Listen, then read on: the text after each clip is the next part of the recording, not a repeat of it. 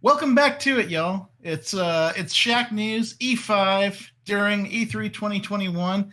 I am TJ Denzer. On any normal day of the week, news editor for Shacknews.com. Also, occasionally, your server, host, and purveyor of fine indies on a little show I like to call Indie-licious. We love indies at Shacknews.com. It's kind of in our lifeblood. We are kind of an indie website, so to speak. And it wouldn't feel right if we didn't put the highlight on it during this special time of year. There's a lot of indies out there, a lot of folks looking to get their games out, a lot of folks looking to make their mark on the industry. And I've gathered a fantastic group of people here today to kind of talk about like just the state of indies as a whole. This is the Shacknews Indie-licious E5 panel, and we are going to be talking about the state of indies, what are indies nowadays, where are they going, and let me just go ahead and introduce our panelists. Up there in the top left, we have Dave Evans and Erica Evans of Phantom Compass. How are you doing? We're doing great. We're also sitting in the same room, so we can't talk at the same time. Trippy, maybe. And you are currently working on a game of your own right now, yes? There's two games going on right now. My company, Falling Squirrel, and I also work for Phantom Compass, has an all audio game for the visually impaired, and novel indie game as well. And we'll be launching in the summer. And Erica? Yeah, we've just recently announced a second pinball RPG mashup game, Rollers of the Realm Reunion, and are also working on a puzzle game, a small little puzzle game called Traversal. The audio game, is it The Veil by chance? Oh, it's The Veil. Wow, I'm a terrible salesman. Yeah, the name of the game, The Veil. I had to think about that for a second because we actually talked about that game. Reboot Red in 2019. Yep. Man, remember events? Yeah, that was the last one I think we were at too. Yeah, that was it was interesting to talk about that. Well, thank you for being here. Up in the top right, we have Ian Valfour of HitSent. How's it going, man? Afternoon. I hope my audio is okay. It's such a noob thing to say, is if you can hear me okay. But I'm doing well. Thank you for having me. Yeah. Ian, you and I have met on countless occasions, talked to the wrestling, talked to the fighting games. You have been around the market for quite some time. What are you up to nowadays? So I am a producer with HitSense, and mostly putting images into storefronts and reading a lot of spreadsheets. Making sure games get done. Right now, I am working with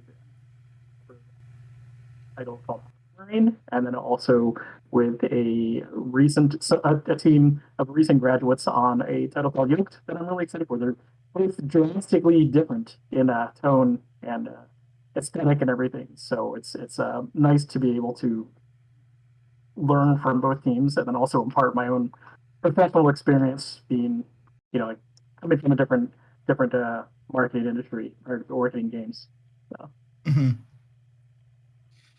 Well, thank you for being here. Justin Woodward, you were just on Indie-licious this last week. We talked about we actually played a session of Jay and Silent Bob Mall Brawl. Yeah, man, you were smashing it. Thank you. It's once you play River City Ransom enough, that just becomes second nature. But that game is super fun, and you're not only that, you're also a part of several other projects. Do you want to talk about those? Yeah, I mean, I'm the co-founder of the Mixed Media Indie Exchange, and we just had a big event last Saturday, which was the Guerrilla Collective, which we're producing and we found. And then this next weekend, we have the second part of the Guerrilla Collective, which will go into Wholesome Games. We're partnering with Wholesome Games for Wholesome Direct, and we also we basically started Black Voices in Gaming as well to help give a voice to Black game developers. I'm also the one of the lead advisors on the Humble Black Game Developer Fund, and I'm making games, so I'm doing a lot.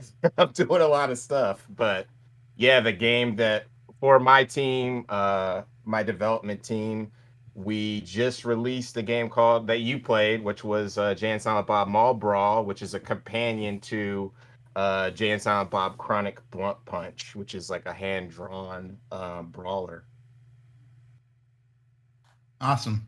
Thank you for being here. And Morgan Shaver, current editor-in-chief of Prima Games and previous editor of Indie Obscura. You and I have talked indies a lot throughout the years. And yeah. It is so pleasant to have you here again. How are you doing on this restless E3 2021 digital week? I'm good. I'm excited. I'm looking forward to seeing all the indie games, and yeah, I'm pumped. Fantastic. Is there anything in particular that you got going on for coverage right now? Myself, Lucas, and Jesse are going to be streaming like during the week and talking about all the streams going on, and then we're gonna have coverage of just everything on the site together, just as much as possible. Rad. And Nate Perkypile. I hope I said that right. Yeah, you did. I did butcher that. Not only a resident shacker, but you have been kind of around the gaming industry as well, and now you are moving out into kind of on your own into a new project. Is that right? Yeah, I was at Bethesda for the past 14 years, and now I've gone the complete opposite direction to do a solo indie project. So that's what I'm trying to do now with Unreal 5. That's amazing. It's really fun to see like what people, now that it's kind of like out there and even just like a rudimentary form, it's amazing to see what people are doing with that engine. Yeah, it's perfect timing for me. I'm excited. A brand new frontier. Thank you for being here. And finally, last but not least, Renee Gittins, part of the International Game Developers Association. Thank you for being here. Do you want to speak to what you do at IGDA? Yeah, certainly. So I'm the executive director of the IGDA, and it's our mission to support and empower game developers around the world in achieving fulfilling and sustainable careers. So we do that by offering knowledge such as white papers, industry best practices, industry standards, communities, over 100 local chapters, and 37 special interest groups around the globe. Our newest two, I believe, are our climate special interest groups and our Chinese and games special interest group. And then by advocating for developers, making sure they're always putting their best foot forward. So with E3 coming up, we actually have our first partnership with E3 to get additional access for indie games to be showing off their titles at E3 this year. And I'm super excited for that.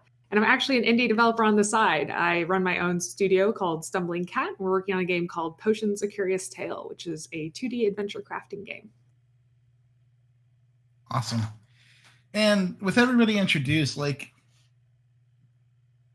to put it sort of broad, we're going to go broad with this one at first, but we'll narrow down. But, like, just to put it out there, like, when you look at the indie industry nowadays, there are so many people getting involved in it, like whether it's the ground floor studios or whether it's like Microsoft pushing indies or even Konami pushing indies. For lack of better words, like, what do you feel like an indie is in 2021? What makes an indie nowadays? So I think when we used to think of indie developers, there was a very big difference between somebody running an independent studio and somebody getting funding from a larger studio. And it was mostly based on creative control and how flexible developers could be. And I think that's still the case, but it's less attached to the funding these days. I think that an indie developer can still get funding from a publisher as long as that publisher is allowing them to, go after their own vision. And I think that what really sets indies apart from, AA, AAA games is that they are able to truly explore new, ways of telling story, new mechanics without fear of, not meeting investor expectations. Totally agree with that. I think along with being able to be more flexible and creative, as well as mitigate risk because they have smaller teams.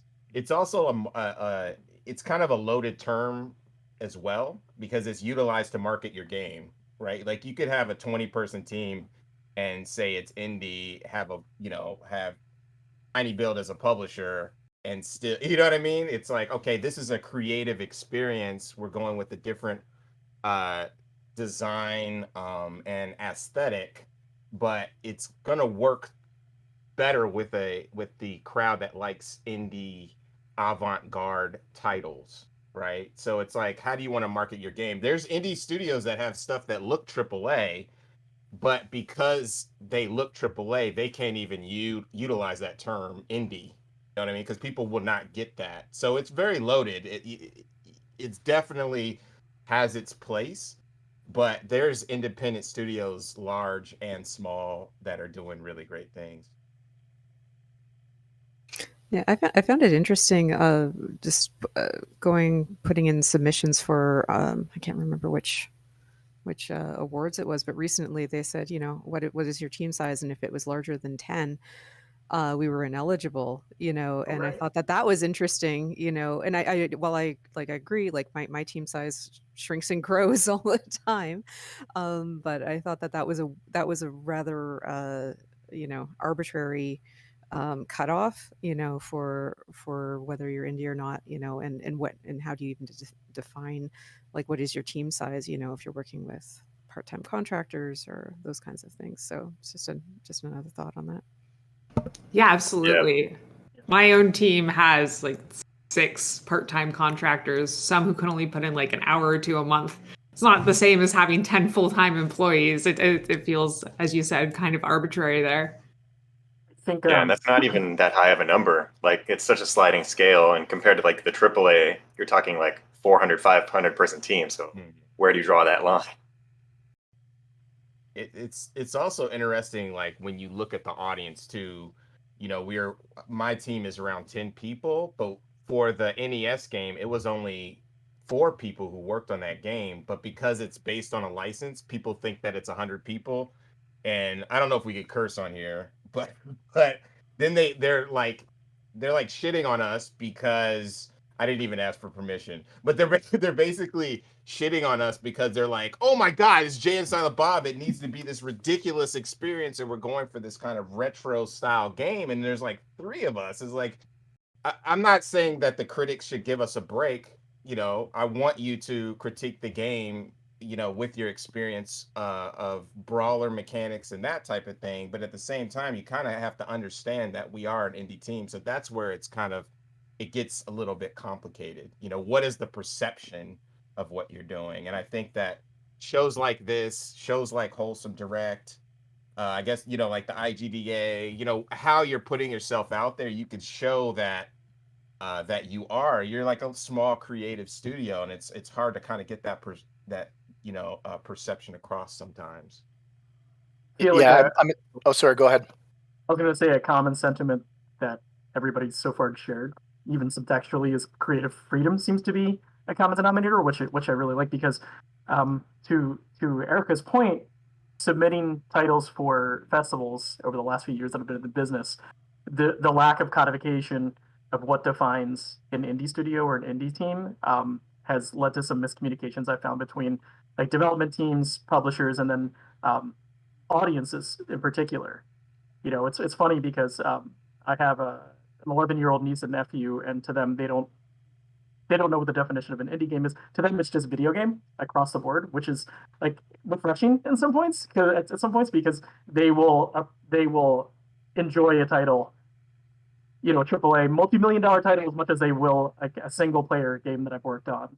and to them it's just the same thing. But I found like like was said earlier, when it's used as a marketing selling point, when you have that amplified by in the marketing cycle by influencers and creators and things like that, their very passionate audiences will immediately attach the the identity of like indie game to that specific thing, that's somebody that they really enjoy.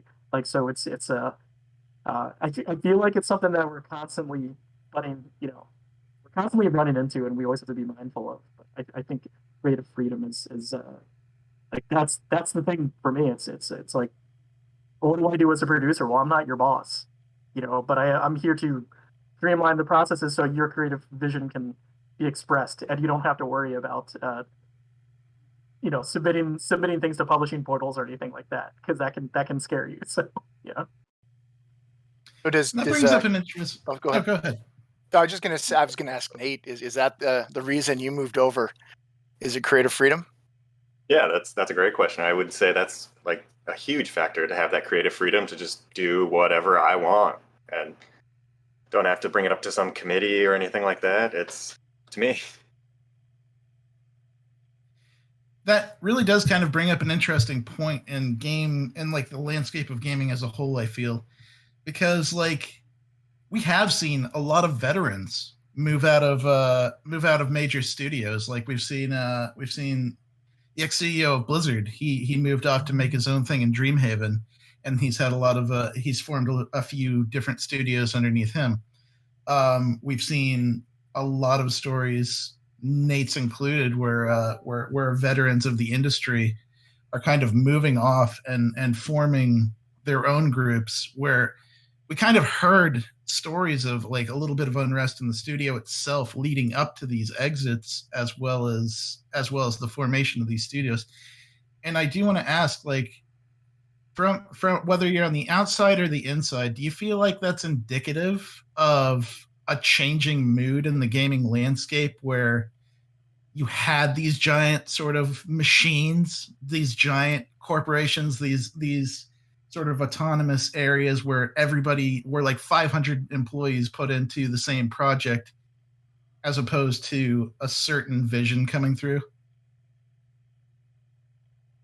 I mean, I think it really varies. Oops, sorry. Go ahead. As I say, I think it really varies, per studio, what that evolution has been like. I know that some developers have left AAA studios because they felt that the corporate culture was changing and becoming more corporate and less game development focused. But sometimes, there's other reasons too. There's just, different cultural values within the studio itself. And some people feel like they want to go highlight other parts of game development or other parts of stories. And I think that as the video game industry has become so large, we're going to see a lot more diversity from the super corporate going to try to like jam, monetization mobile games at you, to indie studios and everything in between. Because I think there is a lot of range there. I mean, the video game industry is larger than the music and movie industry combined right now. It is a like $183 billion a year industry at this point. And that leaves a lot of money for motivation, but also a lot of room for variation and creativity as well. Yeah, I know a few younger people in the industry who it's part of their career plan is to cut their teeth in AAA with the idea that they one day will have their own studio, or they'll work on a smaller project. And especially like I work with students and the best ones, I feel like that's a pretty solid plan. But I think maybe everyone has it in the back of their mind, or you get very good at what you're doing and you start seeing that maybe you want to do more. You get trapped in a spot that you don't like to be in. Or how many projects can a big company be working on? You don't have a lot of options, where as if you kind of go off on your own, you could go anywhere, pick up with any number of teams. Yeah. I was going to say, Phantom Compass actually has a interesting like kind of background. We started as a small Flash studio, like back in long time ago. But back in 2012, when a local AAA studio was shutting down, we saw that as an opportunity for us to kind of increase our quality of output and make bigger games and all of these things. So we took on a lot of those people with AAA experience, and some of the people had been, working for 8 years, and rolling over onto titles that never got launched. So they had no portfolios, right? Like that, nothing that they could show. So we were able to, kind of mash together our, indie collab. And that's actually how we came up with our first Rollers of the Realm game, was working with those people. But it was great because, we just had so much to learn from each other, just being able to, be quick and iterative, and those really good, like, small studio indie ways of working, and then adding the quality and experience from the AAA people. It's been fabulous, and for our company and the products that we've been making. Yeah, I would, just to jump in real quick, I think that it doesn't always end in a contentious way. I think sometimes people will love working at a company like Naughty Dog or, Sony Santa Monica or something. And they'll work there for 5 or 6 years and feel like they got something out of it, but they want to just take the leap and do something on their own. They have their own nest egg now. They have their own cash. They have some friends. So then they want to try something different. And it just kind of depends on your entrepreneurial spirit or how that you work. I'll tell you personally, I started out in AAA at THQ and I hated it. And so after 3 months, I was out. I'm like an entrepreneurial guy. I want to do my own thing. I want to work with people that I want to work with. So it just didn't work for me in general. So I just started my indie studio. But I just think it's, all walks of life, and people choose to maneuver how they want to maneuver. I think it's interesting, like thinking of like how you would define an indie game, and like from the business standpoint, like I've heard from a lot of indie developers, like they're making their passion project, something that they couldn't make at a larger studio. They might have started at a larger studio to build those tools and those skills, but they always have that one project that they just always wanted to make. And it's just really like a fulfilling thing. And even from like a business standpoint as well, it's not like they're trying to make money. Like a AAA studio, it's all about marketing and money and growth. And for a lot of indie creators, it's just, I want to make this game. Like, this is the game that I love, that I want to make. And they're making it kind of for themselves as well. Nate, I'd love to hear your input on this. I know I sort of stomped on you when we first started answering the question. Yeah, I think a lot of the people I've known who have been in AAA for a long time, even though they were AAA, a lot of them left to go indie to sort of get back to what AAA was. Because like when I started at Bethesda, it was like 65 people in one studio in the basement. And then later, 450 people across 4 different studios. So in a lot of ways, it is getting back to those older AAA roots in some ways. Obviously still smaller, but like that feeling of a small team that you're working closely with is something that's really hard to have at that scale. I think this actually relates really well to the first question. So first of all, I have to say my favorite management creative book of all time is called Creativity Inc., which is by Ed Catmull, who was the founder of Pixar and Disney, and now the vice president of Disney Animation as well. And he talks about the concept of the ugly baby and the hungry beast. The ugly baby being a new idea that is unrefined. You don't know if it's going to grow up well, and it needs to be protected and nurtured so you can have this strange little idea grow into something beautiful. And the hungry beast is sort of the corporation, like, that needs to make income to pay for everyone. And the more successful you are, the hungrier the beast is, the larger it is, the more you need to feed it. And I think that's what helps indies succeed, is they're a lot better at taking care of ugly babies and helping them grow well. But you might have, you might be led by someone like Ed Catmull, who understands ugly babies need to be protected and helps balance the hungry beast needs with the ugly baby. Or, sometimes that slips, and you find that more and more the beast takes over a studio or a culture. And I think finding that balance allows for studios to be large and creative, but overall, indies are much less hungry beasts than those larger AAA companies. It's a great comparison. I like that analogy. I think that's really interesting that you brought up that kind of, that symbolic metaphor, because it feels like now everything's more compartmentalized, whereas like you're helping to nurture the ugly baby, but then you work with a devolver and they will help with the the various aspects of production to help it grow, to help work with your studio to help your studio grow and work on next titles and handle all the things that you don't want to. So there's different ways, different compartmental ways for developers to tap in to become very profitable and a successful small business, without losing their vision. Can we start a publisher called Ugly Baby Publishers? I think that'd be. If you're gonna throw it out there, I know who's in. I'll join. That's awesome. Fantastic. Print it. But I do want to ask, and especially because we have a lot of experienced folks in here that I feel have good insight on this particular question. The way that like the indie scene has evolved, like especially in terms of distribution, there are so many more outlets than there used to be. Like between Steam, Epic Game Store, Nintendo Switch, it's arguably a more open field to put your game in front of others. And so I do want to ask, like, in 2021, do you feel like the risks associated with being indie have increased, decreased, or changed? And I would like to throw this one over to Nate, since I feel like you would have a good start for this one. I mean, I feel like that's tough, but there's always like this churn of so many different games. So in a lot of ways, those new platforms can just be another opportunity, but it's a matter of like how much resources you're going to put into all of this, because managing all those different platforms is no joke also. So that can be a huge time sink, especially at the indie scale. Yep.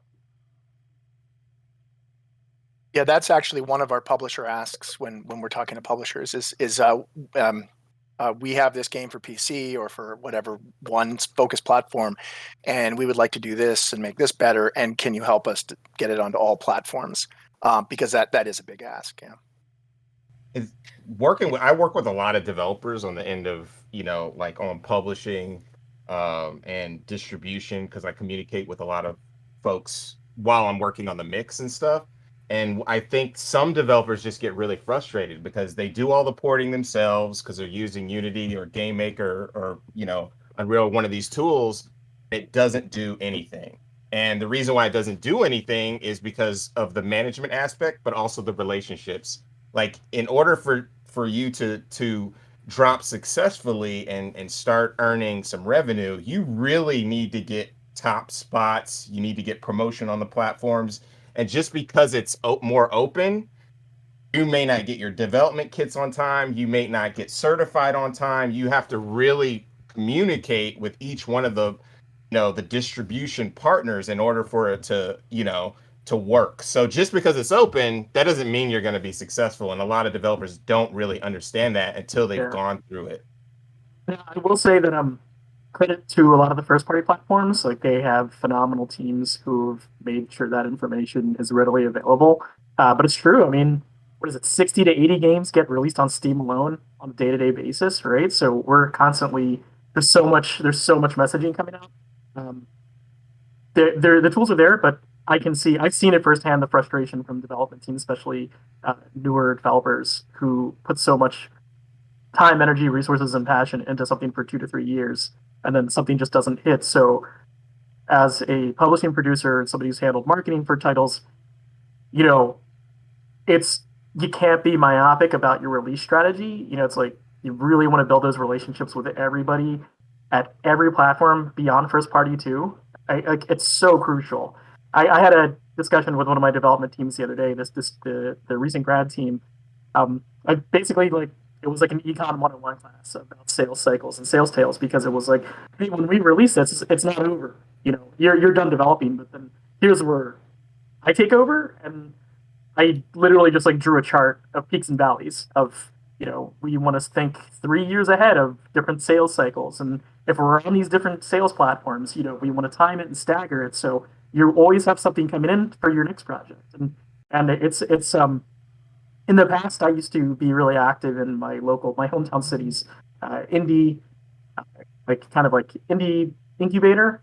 And coming from a business development standpoint, I honestly was a bit surprised speaking with recent grads and even staff members of a lot of the local university game dev projects, how there was very little consideration given towards keeping that in the back of your mind as a development team. I understand there's a lot of specific knowledge that you need to have as a game developer, but even learning that the school curriculums don't do anything towards that, like they don't protect them coming out of their programs, and then just talking with people who are adjunct staff members, just like, hey, do you know what this redacted's first party portal looks like? And they're like, I've literally never seen it. I'm like, you're sending them out into the world to produce or to publish and develop their own projects, and not preparing them for how like I said, frustrating that process can be. So it's something that I like to do. My team members and I like to kind of like tank that for them, and then teach them that so they're prepared, even if they don't wish, like if they work with another publisher down the line, they already have that in their toolkit. So I was just gonna say, I love that idea, Ian, of like that, like what you're doing with like working with other teams too, like because you can't be an expert at everything.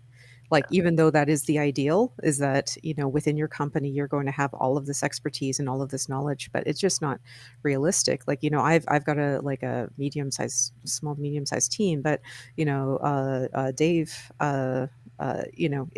is a solo developer as well, right? As well as working on contracts. So I see what he struggles with, trying to do everything all the time, and I'm like, that's just that he's doing development plus all the producing plus all of those things, and it's just not really very doable, particularly with if you're to try to get your game out in front of people on an ideal timeline, right? You really, the best thing you can probably do is pretend that you haven't been developing up until the time you're done, and then release everything out, because that's the only time that you have to focus on marketing and those kinds of things. But it's a bit of a weird dog chasing its tail type cycle for that.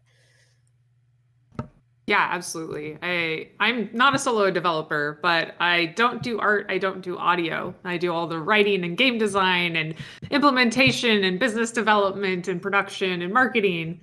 And it does feel like you can never get ahead of it enough. And so with our own launch timeline, especially with part-time contractors, it's like, all right, we're going to wait till basically all of our assets are in.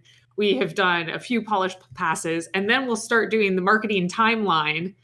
Just do more iteration and polish passes during that, but mostly focus on how we're going to launch, because since my day job is the IGDA, I can take a long time to do that marketing and make sure I'm doing it properly, instead of trying to release it into the world without hyping up enough people for it and having it fall on its face and not get those top spots, because that could put all of those years of effort right down the drain unless it's prepared for properly. But, I've been involved with indie development and the indie scene for quite a while now, and I've seen that it goes through different evolutions. I mean, long ago, making games was really, really, really technically challenging. And so if you were able to release a title at all, it was something that could be of note and that could get attention. I mean, look at when Steam first launched. The first indie titles on there all got a lot of attention because there wasn't many titles on Steam at all, let alone indie titles. Then we saw the rise of crowdfunding. Kickstarter came out, and we saw tons of games being kickstarted. And then we saw tons of people starting to get bitter about Kickstarted games not going as they planned, because the general public didn't realize making games is very challenging. And then, we saw a lot of pre-release games coming out in early access. And again, that ended up being a good funding, but also people ended up burning out on it. And I think we see these different eras of development throughout the entire game industry, but also within indie games. So to say, is being an indie developer more or less challenging right now, I think it's just a changing landscape. It depends on what your approach is, what your timing is, and what the current landscape is in comparison to that. I think that we will always have challenges because there is limited attention time of the average person, and to capture that attention and convince them to give you their money is never easy. But the best approaches for that just change so rapidly. For sure.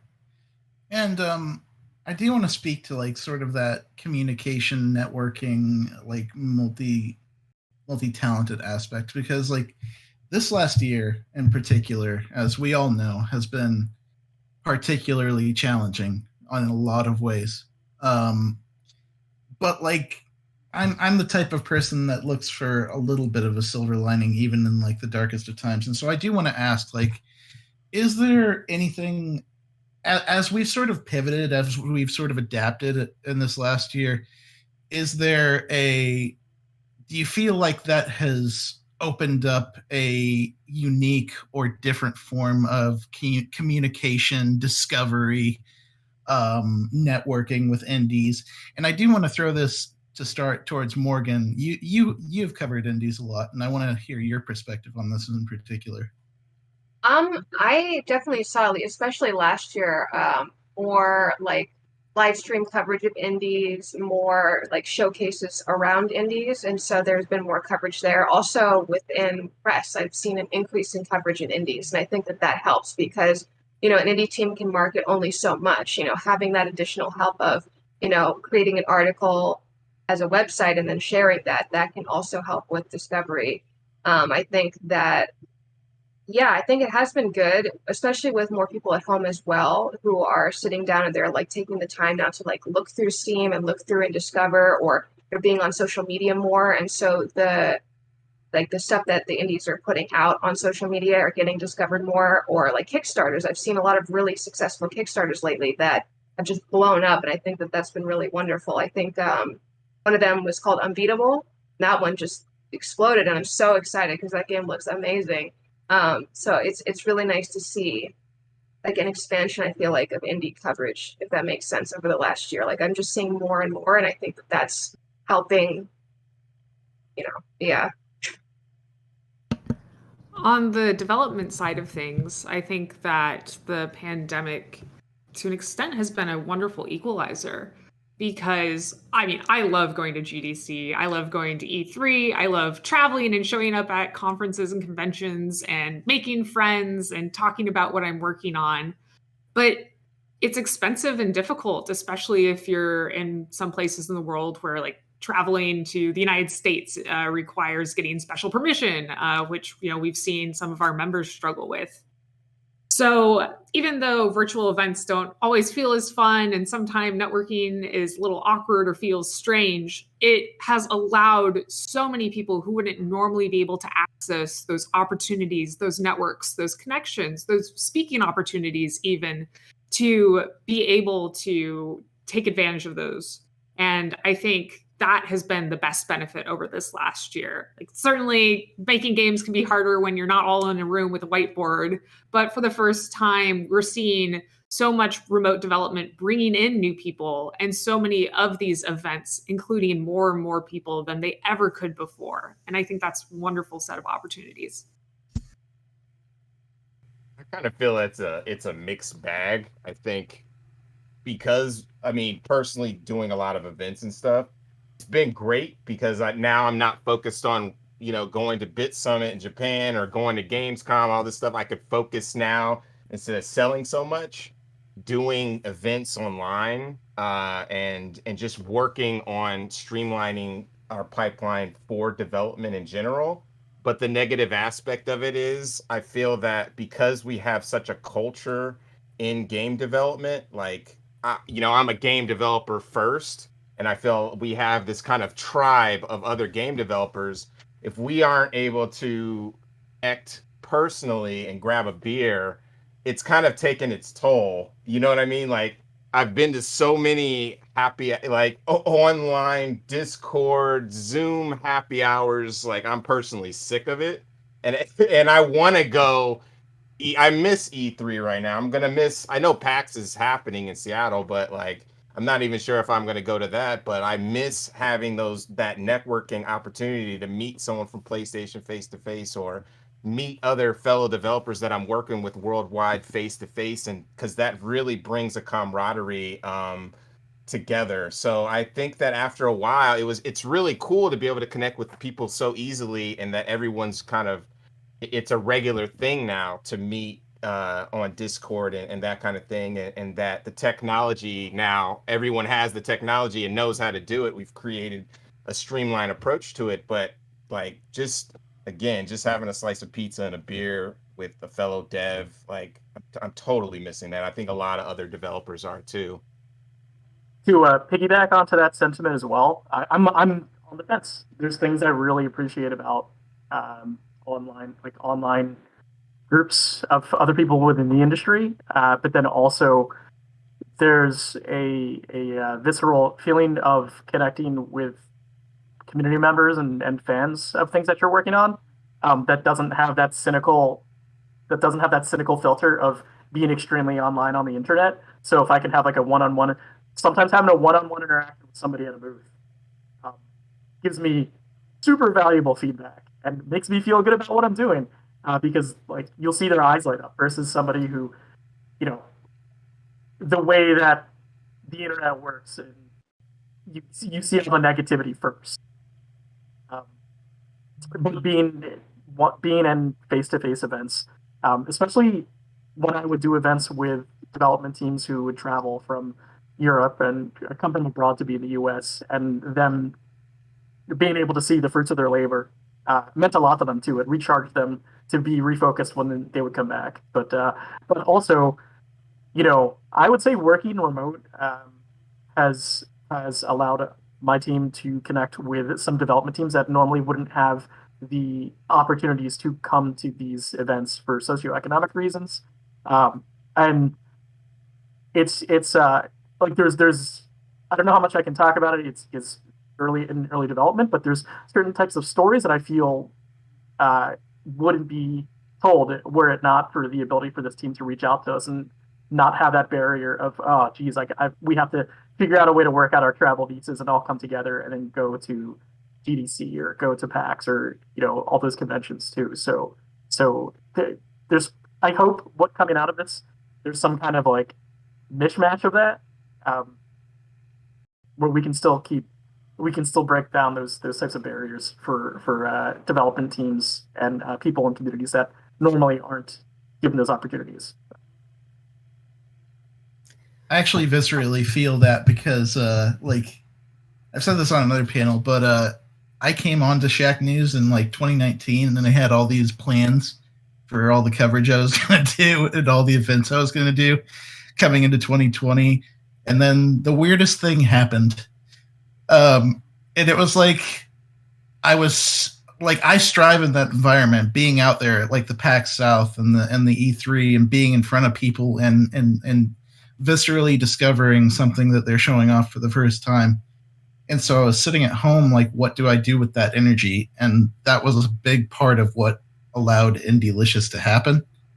But there's also, like, on the other side of that, everything that we've got going here, if we were going to do this panel, like, it would be at an event. I would have to like get all of you together, see if you were traveling, and then like clear it with the event and figure out what the time slot would be. And it's just like, it really is kind of that double-edged sword of like communication and network and discovery, like where it makes these unique events happen. But yeah, there has been a lot that has been lost in the process, I feel.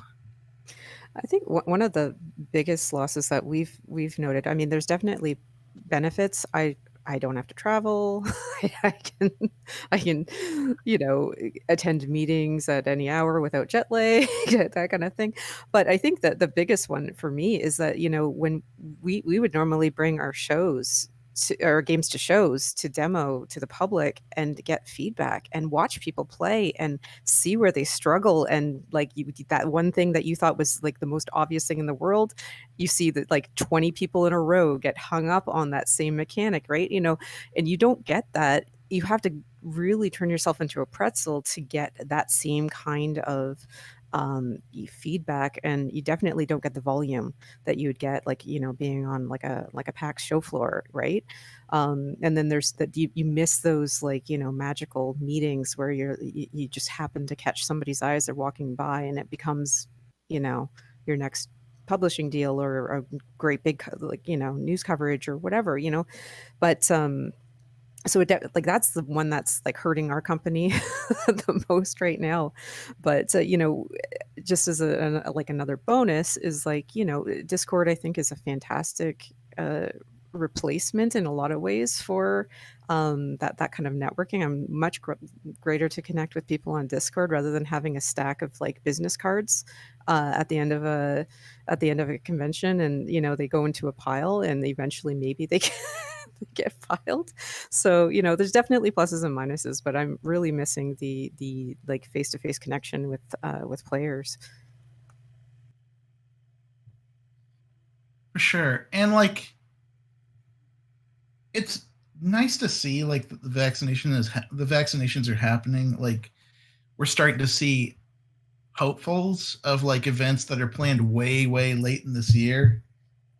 Still sort of tentative, but there is like this sense that things are moving back towards, I don't want to say normal, because I don't think we go back to normal, but I actually do want to put that question here before the panel, is like, do you feel like we go back to a normal? Do you feel like it's a hybrid situation? Where do you feel like the indie community, where do you feel like the indie, the development scene goes after this? How do you think our interactions play out after the pandemic is hopefully for realsies gone?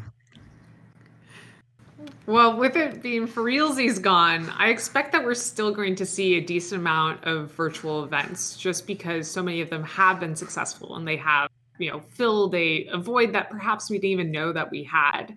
I also think that in-person events are going to be massively popular, because I know that there's a lot of us in our industry, particularly those of us who go to a lot of events, who are just itching to go back and see our friends. The last decade that I've been in the game industry, I've made friends from all over the world, and I would look forward to seeing them at GDC and E3 and PAX.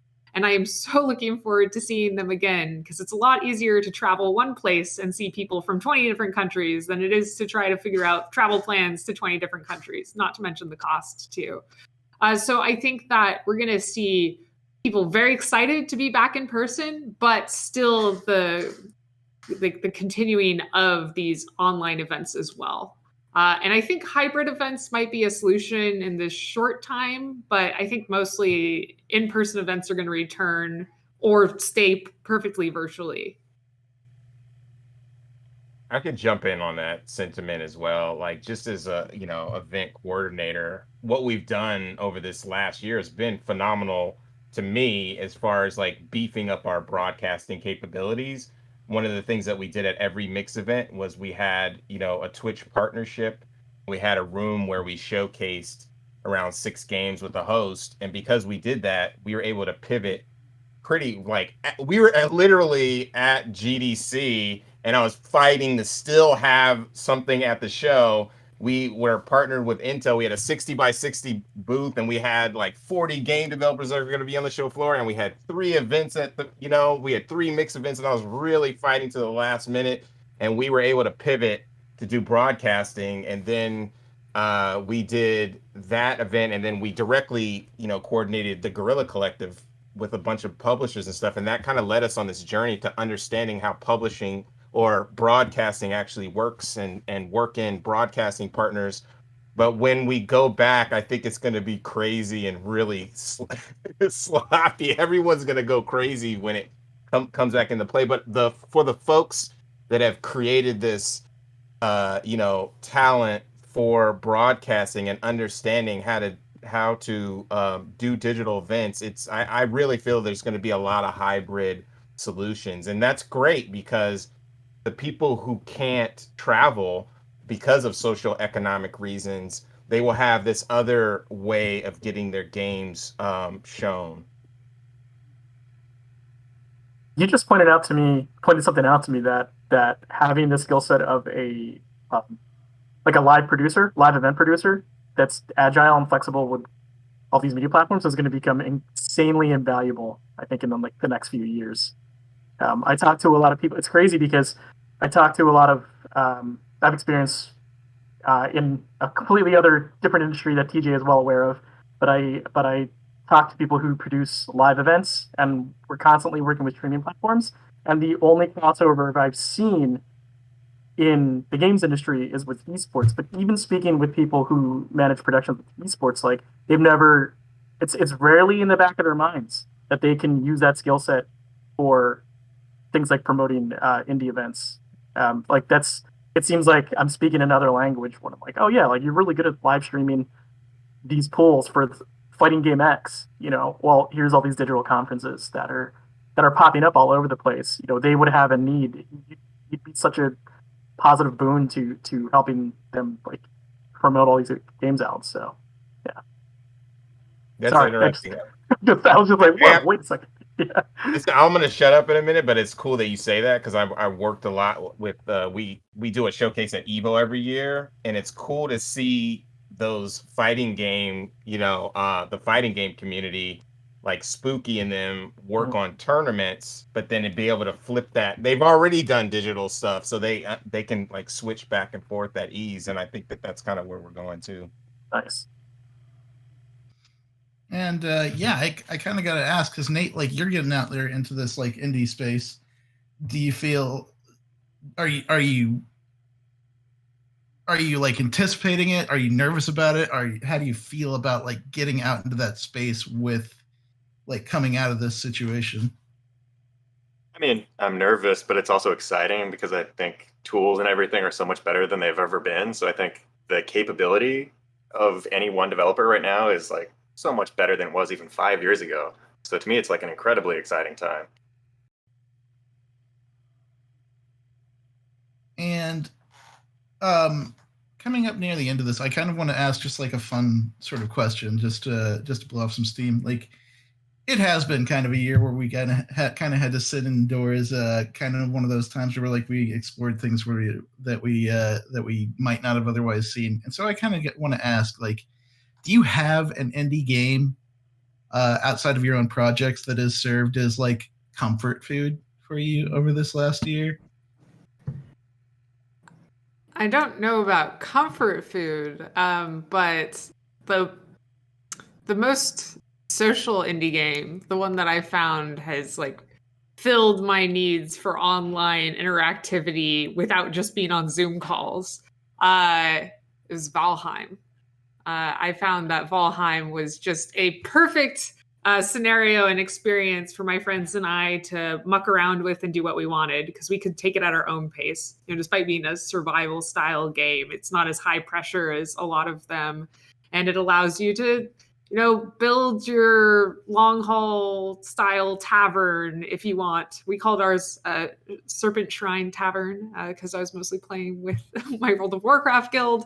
And it was funny how easily all of my friends and I fell into our own roles based on our preferences. Some people focused on cooking and building, and some of us did adventuring and gathering resources. And so that's been my indie game of choice recently.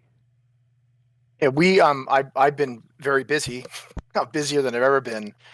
So I didn't have any extra time, but my son and daughter do, and we started going back to some older indie games. My son and I started playing Hyper Light Drifter together, so that's been one, and I think Below was another one we were playing. But it was just kind of fun to go back, and these things are timeless. This is something I'm noticing too. They don't age the same way other games do, the indie titles or pixel art games. So my son has no idea if these are older games or newer games, but that was a lot of fun. I think for me, it's when it's IGF judging season, because it's not just one game. It's like this month-long holiday where I just like binge way too many games. In a lot of cases, there'll be a game. It's like maybe I was not that interested, but I'm just going to try it and like see what's out there. And it's a really exciting time to get like the whole breadth of what all indies are doing. So that's my favorite time. At the beginning of the pandemic, with kids at home and everything, being really intense. I remember having this period of time where I'm like, I'm going to do something for myself because I'm busy and don't actually have a lot of time to game other than on my, my phone. But I sat down and I played Dream Daddy. that was my guilty pleasure. That's so awesome. I was gonna say. I'm sorry. Go ahead. Oh, I was gonna say over quarantine prior to me moving down south, I got really into camping and kept that like completely offline. But then when Valheim came out, I was like, yeah, I did this. I made stew in the woods, and that really resonated with me. But then also I've been playing a lot of. I picked up an Oculus Quest, and I used to do a lot of rock climbing, like indoor rock climbing, and there was a game called To the Top that I was absolutely hooked on for probably most of last summer, just sitting in my living room, giving myself vertigo. So I've definitely punched my ceiling with VR games. That's amazing. I recently went back and checked out Hyperdot, which is like a bullet hell shooter in like a circle, and you're just like, you're a pixel, and it's just the music is so relaxing and calming. The movement is just so crisp. It's a great experience. I got Game Pass over this last 6 months, so I just been going in and playing all the the blockbuster indie titles that I haven't played. But I know you talked about indie games, but I play so many indie games in general, but because of the events, I miss out on all the blockbuster games. So I went back and played Resident Evil 2 Remake and Resident Evil 3 Remake and then Resident Evil 7 in succession because I missed so many of these blockbuster games. And so my friends and family who aren't in indie games, they're always shaming me because I haven't played this latest blockbuster. So now I'm talking about Resident Evil 2 and what a masterpiece it is, and they're like, "What the hell? We played that 3 years ago, son." So. Morgan, do you have a comfort food, Indy? That's difficult. So I have been going through all of the Steam, Summer Game Fest demos. So when they have all the demos available, I'm trying to play as many as I can, while they're available. So I've been doing a lot of that, and that's been fun. There was a game that really resonated with me recently, and I'm not sure if it's because, being at home and having that kind of calm to really process the game, but the game's called Before Your Eyes, and I've never cried at any game. And this is the first time that it really, in a bittersweet way, because it has a really good message, I think, of just appreciating the time that you have with people. And so that combined with just everything going on and just being at home and being with my son and all that, it's just been really nice. And so I think that I always recommend that game to people. I think it's beautiful. It's really pretty. And then Among Us, I've been playing a lot of Among Us. I cried at the trailer of Before Your Eyes, by the way. Just the trailer. Yeah, oh my goodness. Yeah. Yeah, my own comfort food game didn't come along until kind of late last year, but Cozy Grove. It's it's I always stayed away from Animal Crossing because I have an addictive personality, and I felt like if I got into that, I would never walk away. Cozy Grove is like that, but it also imposes a actual cap on how much you can do in it. And so you can probably only knock out about 40 minutes of gameplay in a day, but that game is so incredibly relaxing. You're literally just on an island of bear ghosts helping them with their problems as a spirit camper. And you make friends with ghost birds and decorate and just help them with all their ghostly woes. And it's bittersweet because they are ghosts, but it's also cute as all get up because they're bears dressed as people. And I love that game so much. It has been something where I go I actually went back to it day after day because of how it's built. But that will wind us down to the end of this, and I want to thank you all so much for being here. This has been an incredible conversation all around. To cap this off, I would like to go ahead and give you all a chance to rep everything you got going on. Dave, where can people find you and what are you doing? Okay, I got it. It's The Veil, Shadow of the Crown's the name of the game. And we are launching this summer on Steam and Xbox One. And I guess wishlisting us on Steam would be great. And probably an August release. We're hoping to announce in a couple weeks an exact date, but that's my deal. Nice. Erica, what are you up to? And where can people find you? Yeah, you can find us on the internet. So we're working on we've got Traversal, which is our super chill spatial puzzle game. With that's going to be on Steam on July 13th. And we just, as I said before, announced Rollers of the Realm Reunion, which is kind of like a sequel to our original Rollers of the Realm, which is a pinball RPG. You got to wait a little while for that one. That one's going to be out in 2020 on Steam and Epic. Ian, it's what are you up to? 2021, And where Erica. you at? Just throwing it out there, but Oh yeah, sorry. Right, 2022, Erica? Yes. Okay, good. Thank you. Okay. Check out hitsense.com in addition to Aquamarine, which is going to be on the Steam Next Fest. Steam Next Fest. And then also Yoked, which is looking at 2022.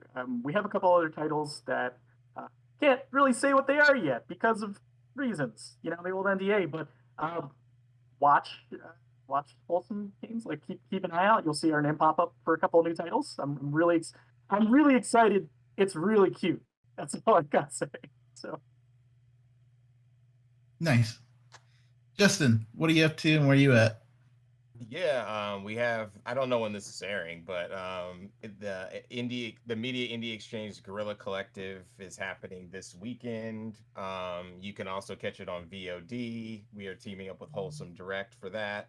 And you can catch us at Media Indie Exchange. Also, the title that I'm working on is Jay and Silent Bob Chronic Blunt Punch. And you can find that at chronicbluntpunch.com. And that is with my team Interrobang Entertainment at Interrobang ENT.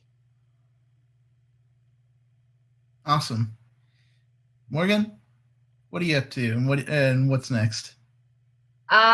You can find my writing at Prima Games. We're going to be covering E3, the showcases. I do a lot of the indie stuff, so indie news, reviews, previews, interviews. I'll be going up on the site. And yeah, you can find me on Twitter at author_MShaver, or I do the social media for Tetris. So if you like Tetris, Tetris special. So yeah.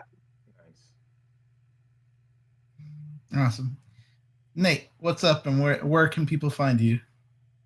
So I'll be doing my solo indie dev journey. You can find me at justperkygames.com because I thought that was a dumb and memorable name. I'm also nperkypile on Twitter. And so I'll just be chronicling how I'm making my sort of horror adjacent Unreal 5 indie game. Awesome. And finally, Renee, where can people find you and what are you up to? Yeah, absolutely. If you're looking to advance your game development career, connect with other game developers, or even start your career, you can find us at igda.org. We have tons of resources and communities for you. If you're interested in me from the indie side, you can find Potions of Curious Tale on Steam. Please wishlist it. That'd make me super happy. And you can find me on Twitter. Just Renee Gittins. You'll find me. It's a Riku Cat, but with a K. Fantastic. And that will just about cover it for today. Thank you all for being here. Thank you all for the awesome conversations. And to all of you out there, thank you for watching this fantastic panel. We have a lot more around the corner. Be sure to check us out on shacknews.com or head over to, you're probably already there right now on Shack News Games or Gamer Hub Videos.